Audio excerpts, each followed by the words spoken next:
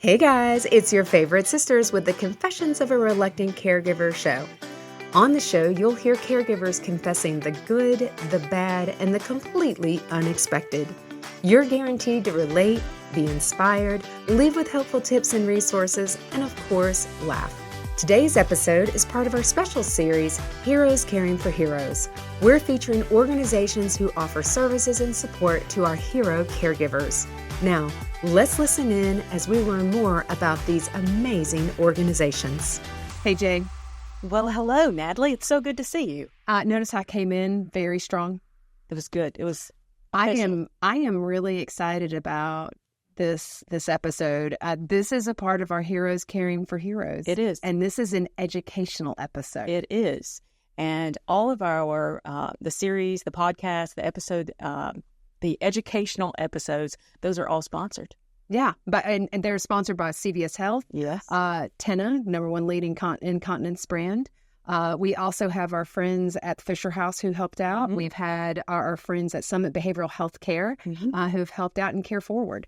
And so we have, and then we have a ton of partners. I know. And one of our partners is PsychArmor. I know. And I am excited because, PsychArmor, Quinn Galloway Salazar mentioned it in her recording. So if you haven't listened to Quinn actually does some work with PsychArmor, and she shared with me. She was like, "Natalie, you gotta know about this group." Mm-hmm. And I'm going to tell you, the more that I learn, the more that I'm like, "Wow, yeah, we got to know these people." One of the great things about this series is that we learn about places, organizations I've never heard of. Never heard of Fisher House last year, and so I'm hoping everybody else is as surprised as I am. So I'm ready. Let's get going. Well, and so, Jay, why don't you talk about, let's share with the audience what PsychArmor is. Okay. And then we're going to jump in and we're going to talk to Tina. Oh, fantastic. She's awesome. So we've got Dr. Tina Atherall with us today. She is the CEO of PsychArmor, and she has an extensive background in social work and nonprofit leadership.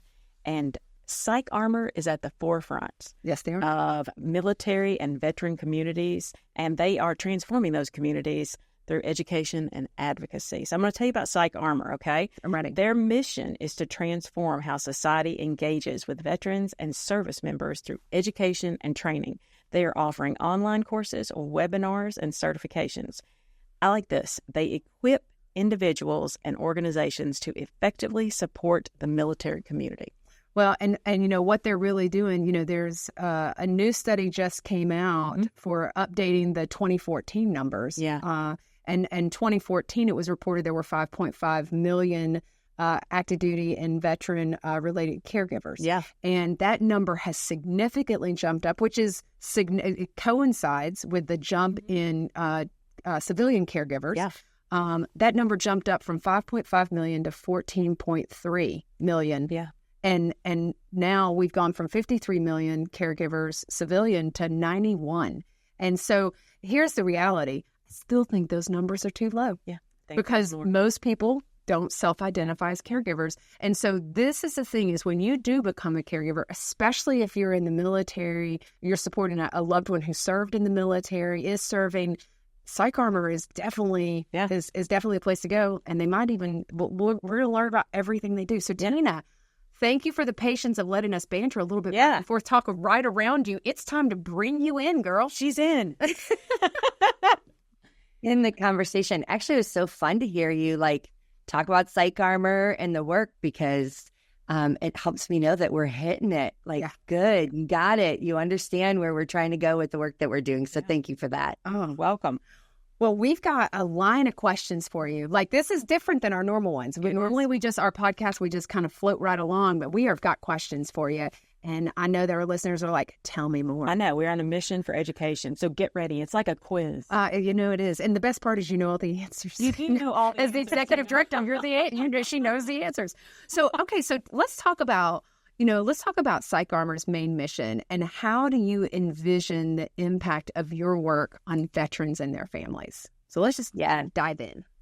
Starting there, well, I think in your introduction, one of the things that you hit upon, and that is really, at times, very complicated for PsychArmor to help individuals understand where our specialty lies and why it's actually critical to the community that we serve. And that is because we have two audiences. We not only have military veterans, their families, caregivers, but we have the individuals that serve them. So oftentimes, even when we're talking about supporting caregivers, we're really talking about the entire ecosystem that then in turn is supporting that family system. So we do that through just starting a conversation around the greatest thing ever, education, to say, hey, do you know anything about this military and veteran family system over here? Let us help you start to engage. And that's where we start, usually around that culture. So you as a social worker, you know, cultural humility is the first place that we want to start in any conversation. So that's where we start. And I'd say support is on both sides, making sure that we're looking at the specific needs related to our military and veteran families, family and system, and then also those that support them. Wow. And so I think that's where it's so important, because I'm thinking about, Angelina, we just had a conversation with her. She's one of our guests. And, she was 28 when her dad had a stroke. He was Vietnam. He served in Vietnam and that era. And she had no training. She had no kind of awareness. And my question would be, and this is a little off because this is what happens, is that, if I'm for example, I'm a daughter of a veteran, and I have some awareness of the military, but he was well out after she was born, okay? How does PsychArmor support civilians and individuals who may not have a full awareness of having lived in it, like a lot of families who are like, my spouse is serving, I live in the middle of it, I understand going and using those services. How does PsychArmor help with that? Wow. And I'd say this is such a great place to start. It also relates to the number that you just discussed in terms of the RAND study for the hidden heroes. And I'd say in the civilian community, why we see the numbers different. Because of the fact that there are generations of veterans pre-9/11 that never were identified even as family members of a veteran. So I think what's so important is we have multiple generations of veterans who, one, may have not even identified as veterans. So maybe their family members don't even see they're attached. So I think one of the fun things is asking an audience of people, we might say, are there any veterans in the audience? But then you say, are there any family members? And no one raises their hands. But once you start to ask the question, but are you connected to anyone who has served? Yeah. That's when you start to hear like, well, my father served, right? Mm-hmm. Or my uncle served. And in the number that you're seeing, that dramatic jump from 5.5 hidden heroes that were identified by Senator Dole, who commissioned the report 10 years ago, to where we are now, we're also looking that the caregiver isn't actually the spouse. Right. It is children. So I think it's so important in the way that we frame the question. It's not just, have you served? Are you a veteran? But then it's also asking, are you connected at all to anyone who has ever served in the military? We also make this huge assumption that everyone is post 9/11. Some of the most powerful stories that we are hearing now when we support our VA caregiver support program individuals, typically social workers or programs that are aligned for that caregiver, is that generations that had never sat at the table to say, I am a caregiver for my loved one, or I am now a caregiver for this individual, and this is all new to me. So it is like this whole new world, which is super exciting, right? It sometimes you feel like you have the same conversation over and over again. We never feel like that, especially with this population. Wow. So PsychArmor has become a leader in supporting military-connected communities. You talk about going out and saying, hey, are you a family member? Can you share how the organization's mission intersects with the needs of caregivers? Absolutely. So first and foremost, when we look at military caregivers and veteran caregivers, I think it's really important that we talk about, again, what you said in the introduction. We might not see ourselves as caregivers, so it's important to start to delve into the introduction of what is extended care for a loved one based on even occupational hazards, let's say.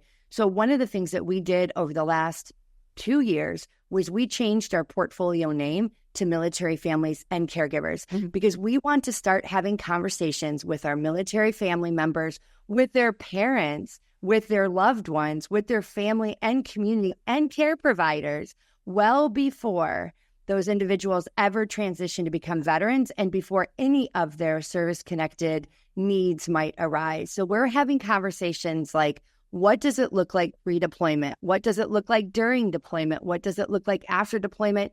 You could then intersect deployment with, what does it look like during service? What is it going to look like when you transition from service? So one of the key points is really to be working with individuals on both sides of their service line, when they're in active duty, when they're veteran status, working with the entire care system or family system around what are just some of those specific needs that come up when you're with a loved one that might be enduring different kinds of stresses based on the occupation that they chose. That's when we can really dive into some of the bigger topics around caregiving, when it's really critical and they need to know the resources that are out there. That is so important. Yeah. So I want to go into training programs. Yeah. I think this is going to be really interesting. Can you provide an overview of the training programs that you offer and kind of what kind of topics do you all offer? Sure.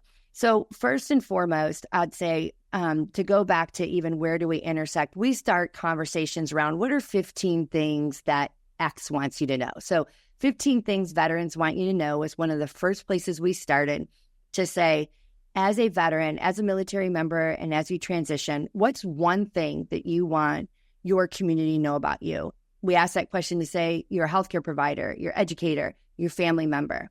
We came up with 15 things. One of those 15 things is that our family serves too. So we expanded upon that, and one of our staple courses are 15 things caregivers want you to know, right? And even identifying about being a caregiver.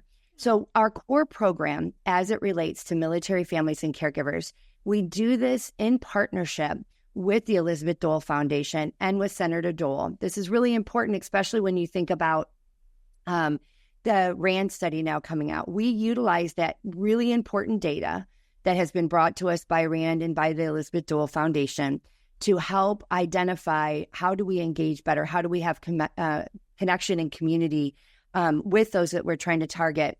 So our first thing is introducing the concept, are you a caregiver? What does it mean to be a caregiver? How do you identify that you are now in this unique space?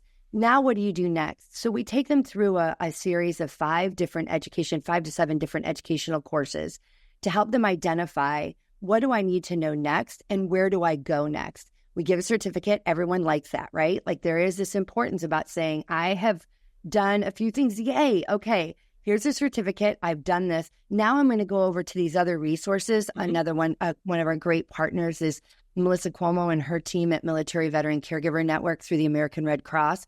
It's at that point that as they finish something, we then connect them to the next resource, or they can always come back. Again, this is also important for our community providers.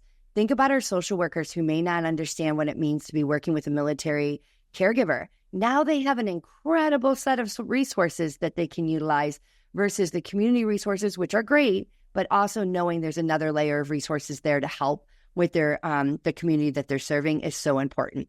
So that's where we start. Start by just raising awareness to what does it mean and what resources are there for you. Yeah. So this is about empowering caregivers. I love this topic. What educational resources does PsychArmor provide those caregivers within the military community? Tell me about those. Yeah, well, thanks for mentioning the word empower, because one of the biggest things that will just set me on fire, we'll just say it, and I hope it's okay, like, to go right there. Absolutely. But if there's ever the conversation that says, well, we're here to support the caregiver so that they're the very best for their veteran, I agree on that, yes, but we are here for the caregiver.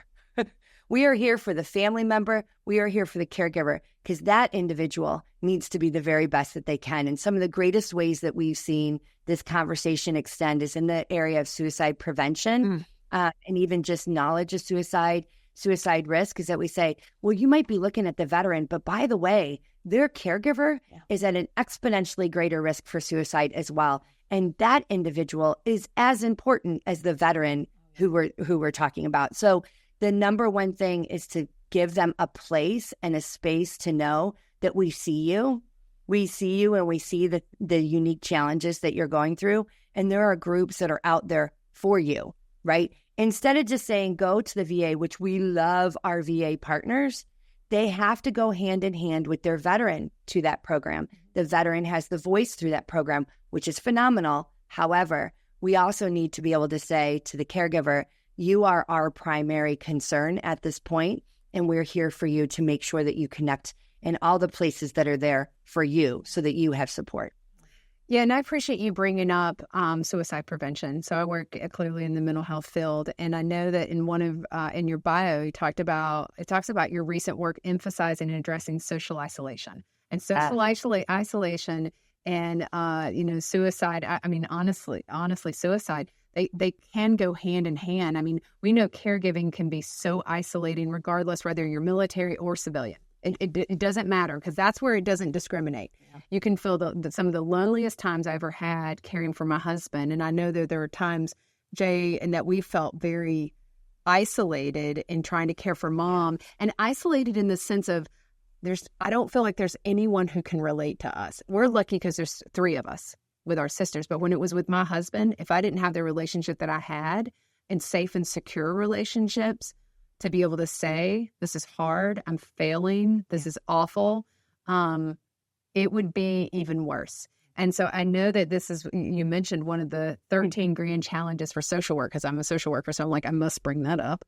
But I think, isolation, I think that it's so fantastic that you're bringing that up to say, hey, these are normal thoughts, feelings, emotions that you're going to have when caregiving. We want to say that's normal, and this is how you manage it. That's what I hear you telling me.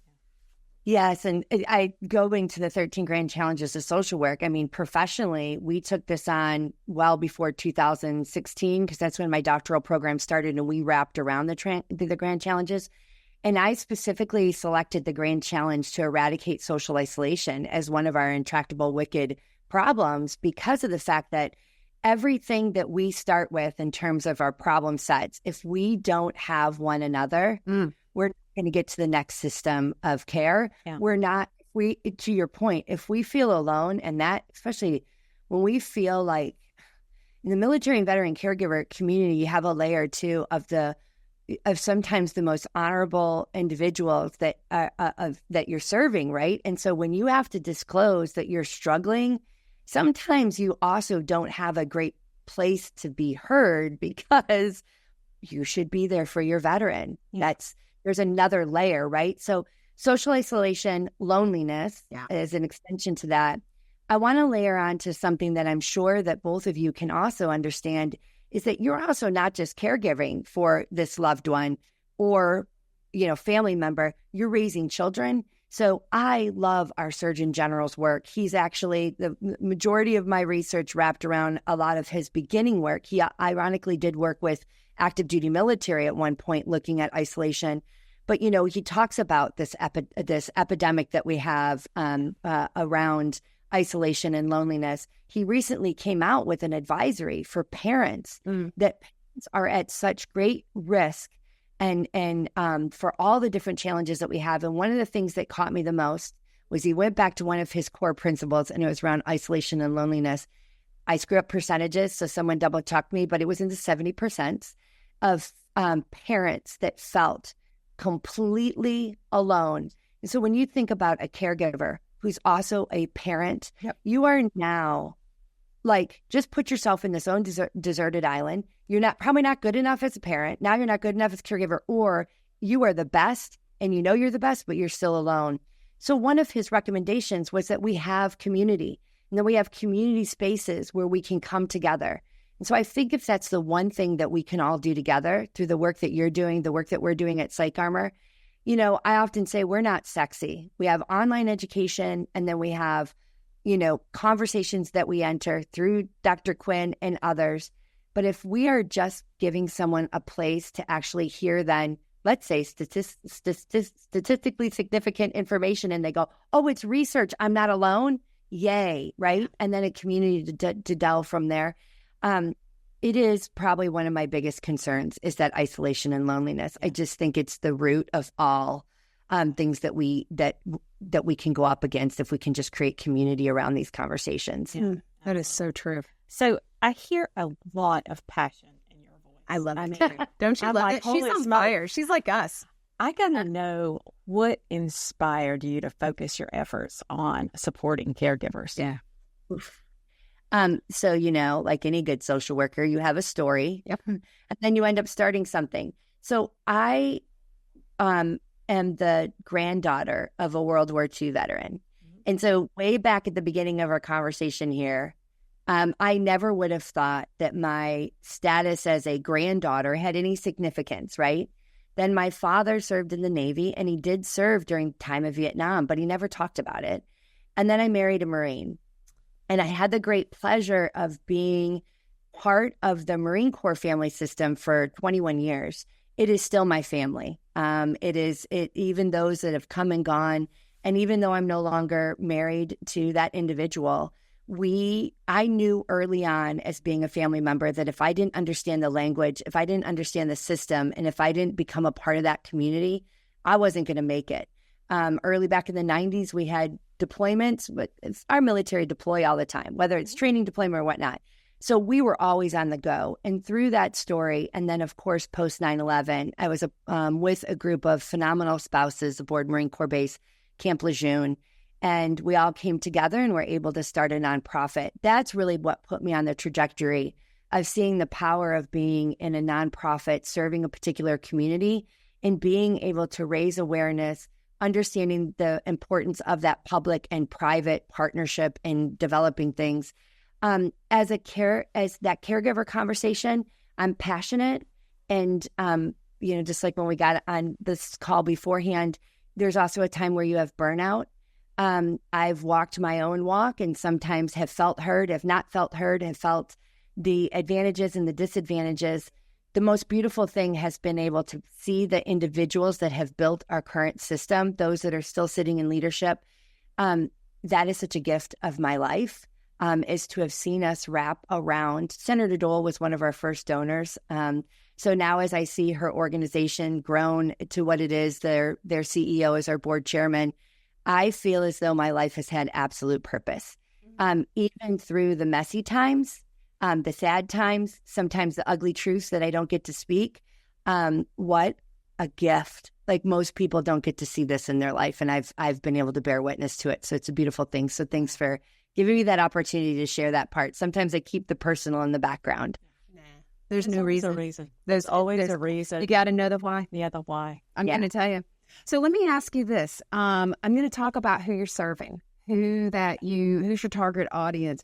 And so who is the primary audience for your training programs? So in other words, are they designed solely for veterans, or do they also cater to civilians, organizations, and service providers? Because that's a broad stakeholder group.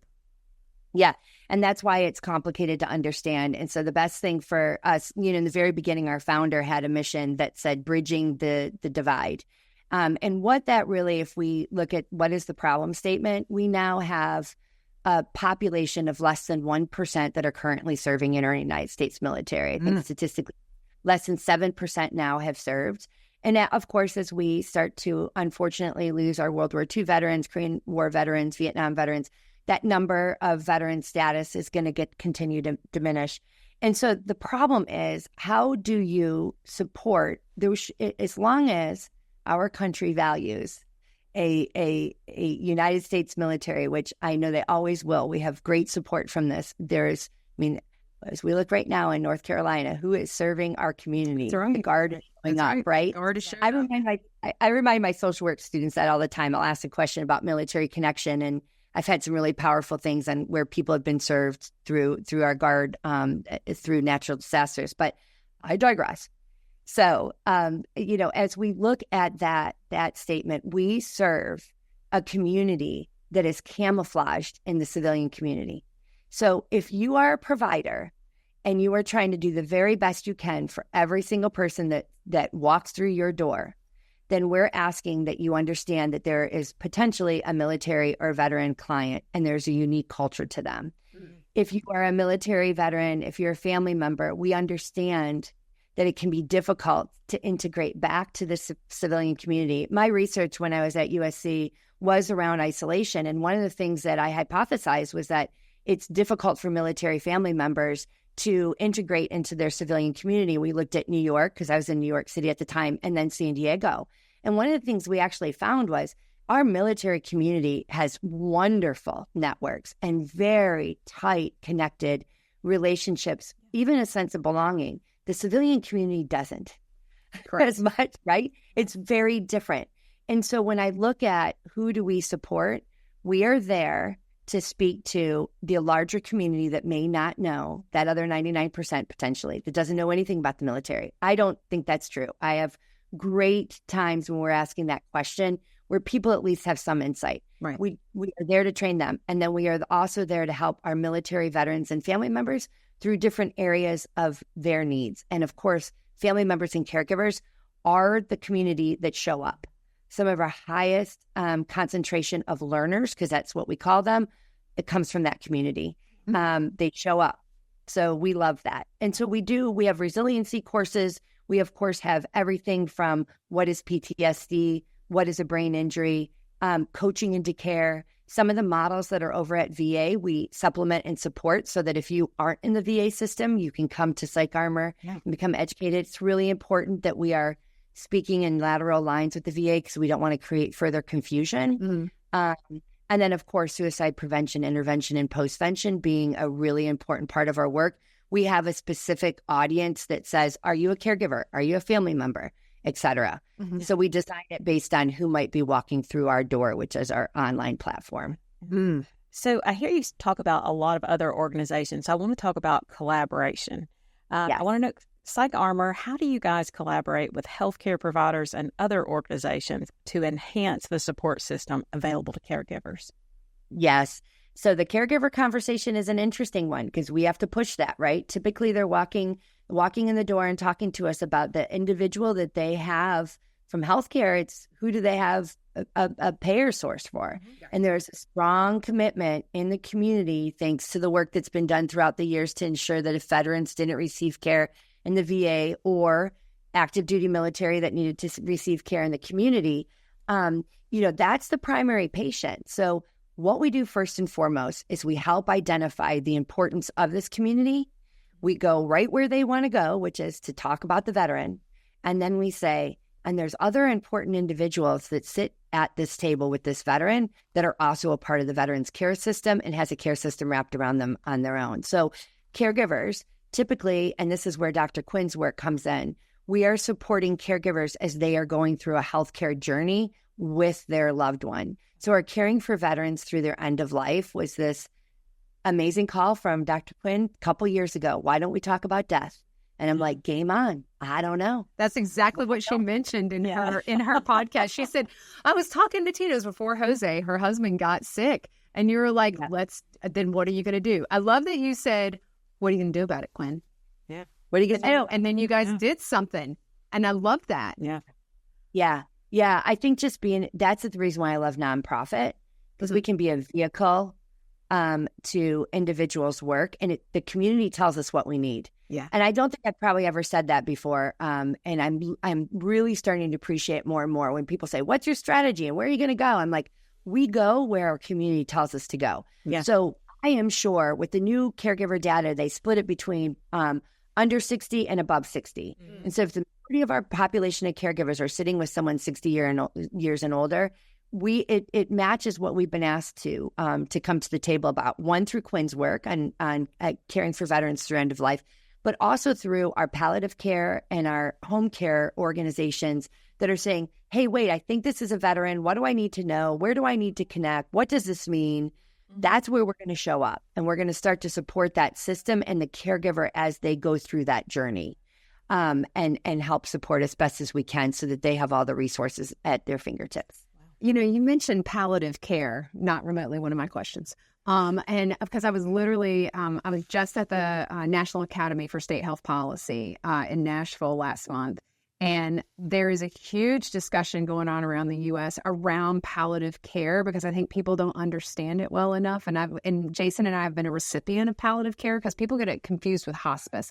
So the fact that you are including, you're thinking about palliative care and how do you help educate caregivers, family members of what that means, and kind of dispelling myths around that, because there's a lot of health plans that are looking to cover that beyond probably, I don't know if the VA covers palliative care. I'm sure, actually, they probably do, actually.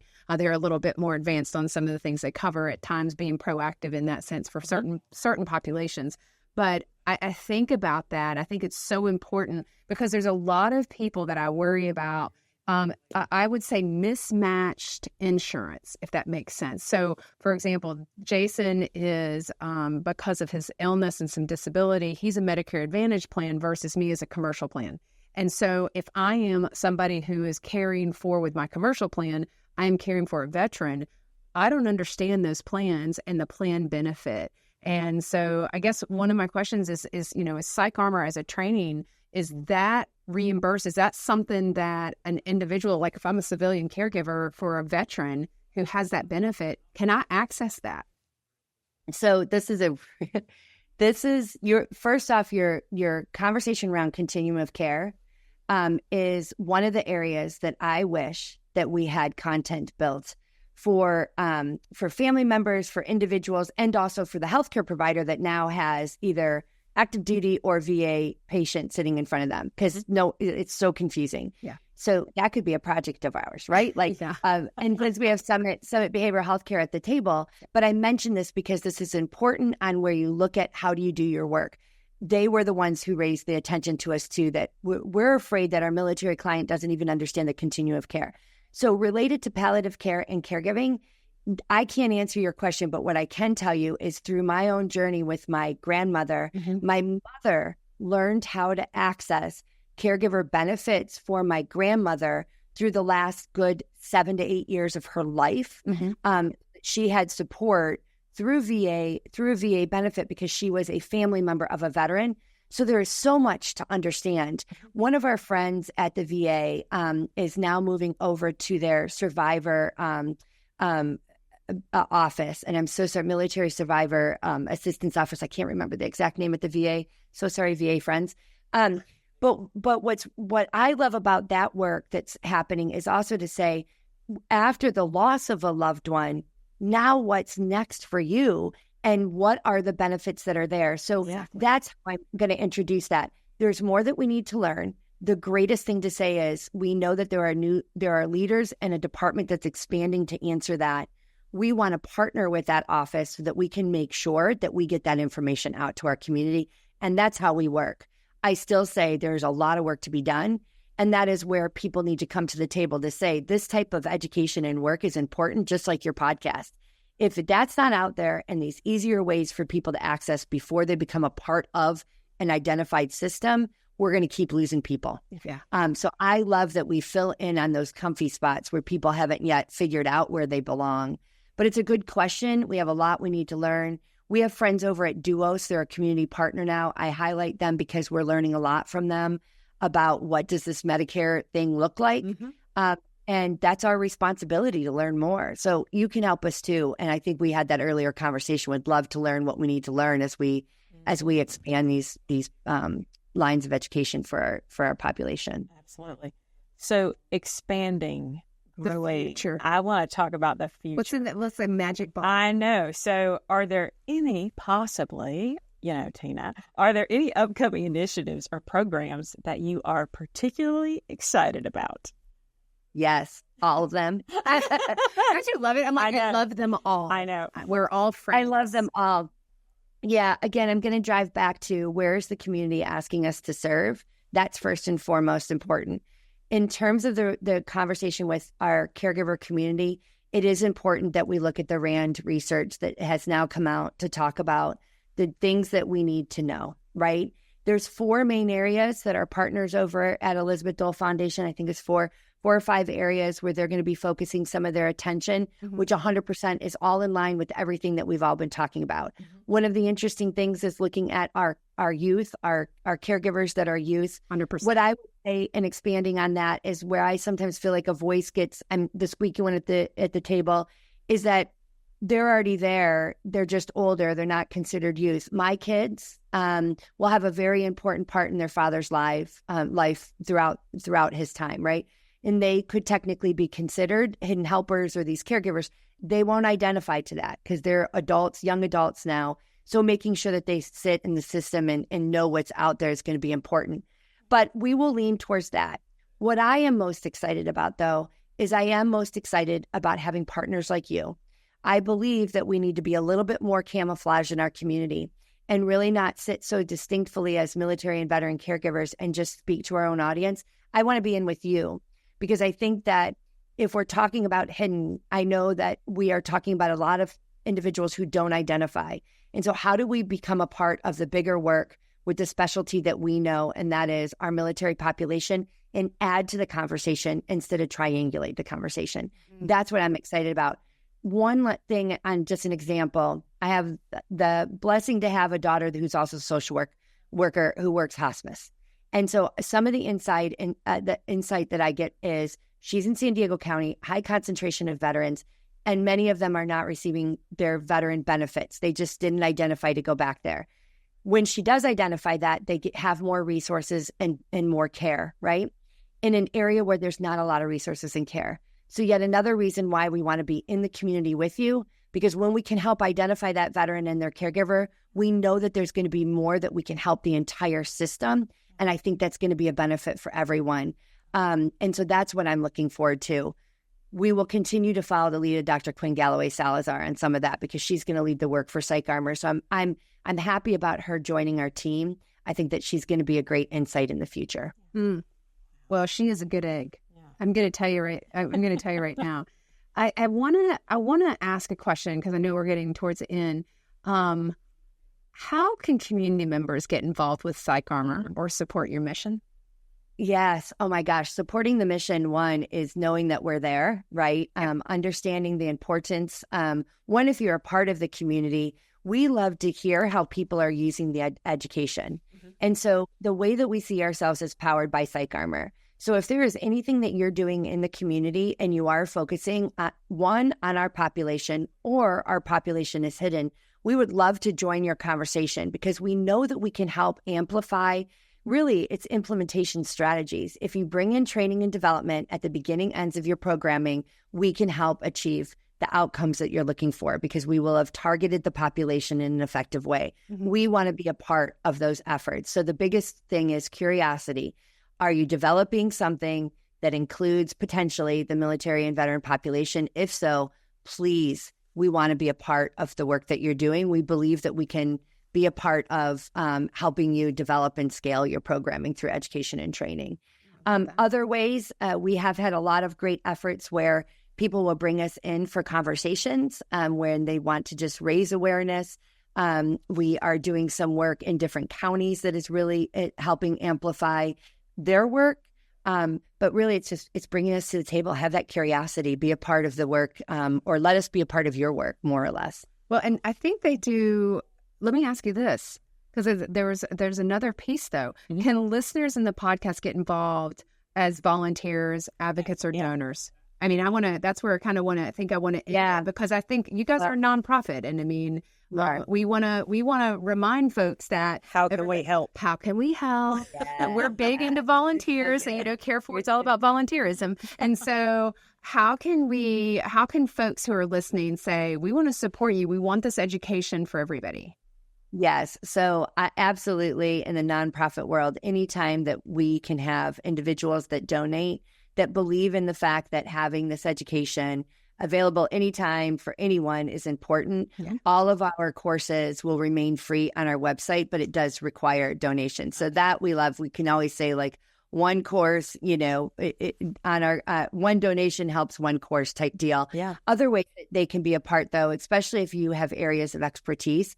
To add, we love our trusted advisors. That's all volunteer time. Mm-hmm. So everything from, and Natalie, that's why I was like, so strategy in healthcare, could we have time? We rely on our trusted advisors in their particular areas of expertise to provide that guidance. Quinn did it in the beginning of her work with caring for veterans to the end of life and helping us through that, helping inform. And so when we say specialized pro bono time, I mean it. That's how we get work done. Other answers would be, if you are in the world of community foundations and giving, we do ask that people see the importance and relevance around the non-sexy organizations like us. Yeah. We have an ability to work with VA in a way no one else can, because we are nonprofit and we come without strings attached. And so if you believe in a collective impact model, then PsychArmor is really one of those organizations that should be seen in community foundations, grants, and giving. Sometimes we're not, because we serve a smaller population. Our work serves an entire community. Yeah. So we appreciate that influence anywhere we can get it, because you both know any type of foundation work relies on introduction. So Exactly right. Well, we are going to have all of your information in our show notes. This is so online. We've got websites. We've got how to get to the online courses, blogs. That are free. I know. And notice that you said free at the end. Everybody's been like, I thought I was going to have to pay. How much do I get this? I feel like that, like 5 easy payments of $19.99. No, it's free. There is so much. It's just a donation. There's so much great information. You're on all the platforms. I mean, you guys are out there. You are doing some great, amazing stuff. So I am so glad that I got to know so much more about PsychArmor today. Well, and we definitely get, the sisters are going to be partnering with PsychArmor. Yeah. So this is definitely a long-term relationship. So you'll probably be hearing from Quinn and Tina in the future to support our listeners. Because the thing is yes, you're a niche kind of area with military, but the reality is if you don't know somebody who's served or who has been in the military, or who is active duty, I'm not sure what rock you're living under. Go make some friends, because you need to be a part of that community. And I love the idea of, let's blend in, let's really help so that we're a part of and not we're a piece over here at the side. And I just love that. Yeah. So guys, thank you so much. We are so happy. Thank you, Tina, for being with us to talk about PsychArmor and the important work that you guys are doing. I think you're pretty sexy. Yeah. I love PsychArmor. I think PsychArmor is sexy.